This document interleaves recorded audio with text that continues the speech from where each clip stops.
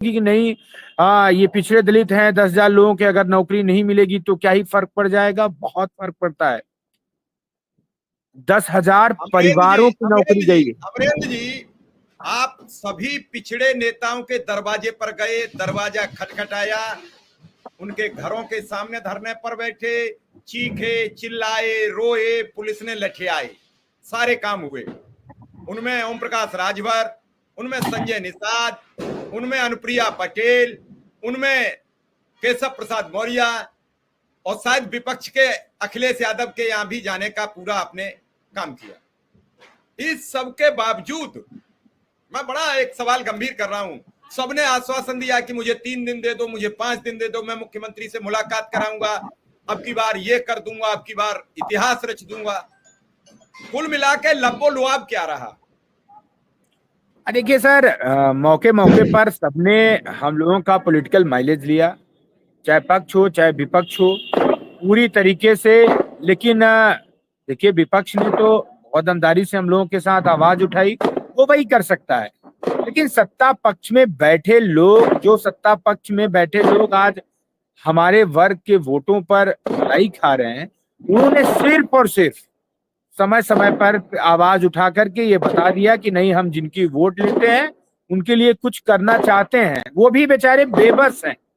मैं तो यही कहूंगा कि वो भी बहुत कोशिश किए कि आरक्षण घोटाला हुआ है, मान लिया जाए, इन लोगों को न्याय दे दिया जाए, लेकिन ऐसा हुआ नहीं। क्यों नहीं हुआ? कि वो भी कुर्सी पे बैठ के बेबस दिख रहे हैं, परेशान दिख रहे हैं, उनकी भी वहां चल नहीं रही है।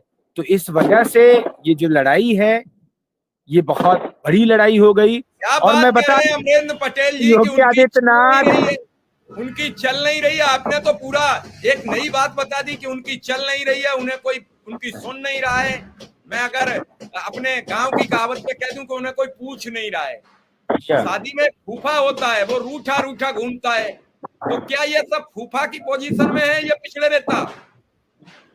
अब ये तो हम नहीं कहेंगे, ये तो वो नेता खुद अपने दिल से, अपने मन से सोच रहे होंगे कि हम क्या है। बट मैं इतना कह सकता हूं कि अगर उनकी चलती होती तो आज हम लोग नौकरी में होते, उनका गुणगान कर रहे होते। नमस्कार साथियों, स्वागत है आप सभी का आज की इस नई वीडियो में। वर्तमान में शिक्षा मित्रों के मानदेय वृद्धि को लेकर के एक काफ़ी बड़ी सूचना है।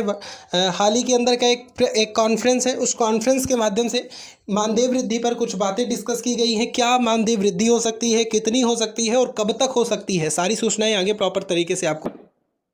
ये नहीं कर रहे होते कि नहीं हमारे हक अधिकार को लूट लिया गया, आप जान भी रहे हैं और हमारे लिए बोल भी नहीं पा रहे हैं। ये एक तरीके से कहना गलत है। आप सब कुछ बाकायदा जानते हैं और आपने प्रयास भी किया, लेकिन आप प्रयास में असफल रहे। तो आपको सार्वजनिक रूप से इस्तीफा देना चाहिए। आपको ये बोलना चाहिए कि भाई, जब हम आपके हक अधिकार को बचा नहीं पा रहे तो हमें इस कुर्सी पे बैठने की जरूरत नहीं है। आज इको गार्डन में हम लोग ना बैठे होते, आज इको गार्डन में हम लोग ये दिवाली ना मना रहे होते, हम लोग भी अपने घरों में होते, अपने बीवी बच्चे परिवार के साथ बाकायदा दिवाली मना रहे होते और खुशियां मना रहे होते। लेकिन ये खुशियां तब हमारे परिवार के बीच में आएंगी, हमारे बीच आएंगी, जब हमारे परिवार को बाकायदा नौकरी मिलेगी, हमारे लोगों को नौकरी मिलेगी, तब जा करके हमें हमारी मांग पूरी होगी। अमरेंद्र जी, हमारे साथ अनुदेशक संघ के प्रदेश अध्यक्ष विक्रम सिंह भी मौजूद हैं।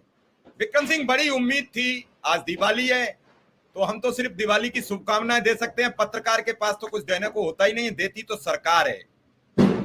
क्या कहेंगे विक्रम सिंह, छोटे से कमेंट के साथ?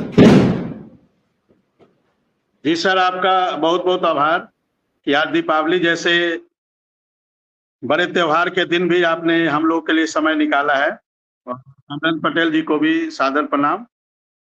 सर, कोई दिक्कत नहीं है। मैंने कल भी कहा था कि अनुदेशकों के पास समुद्र से ज्यादा धैर्य आजकल है, और कल हम लोगों ने छोटी दिवाली मनाया और आज बड़ी दिवाली मना रहे हैं। तो इससे ये सीख मिलती है कि आज यदि हम कष्ट में हैं, आज यदि हम दिक्कत में हैं, तो कल हम लोगों के लिए अच्छा होगा। क्योंकि कल छोटी दिवाली के बाद आज बड़ी दिवाली आई है, तो धैर्य के साथ धैर्य रखना सिखाती है। ये छोटी दिवाली जो कल हम लोगों ने मनाया और आज बड़ी दिवाली मना रहे हैं, ये हम लोग को धैर्य रखना सिखाती है, क्योंकि प्रकृति देखिए सभी चीजों को अपने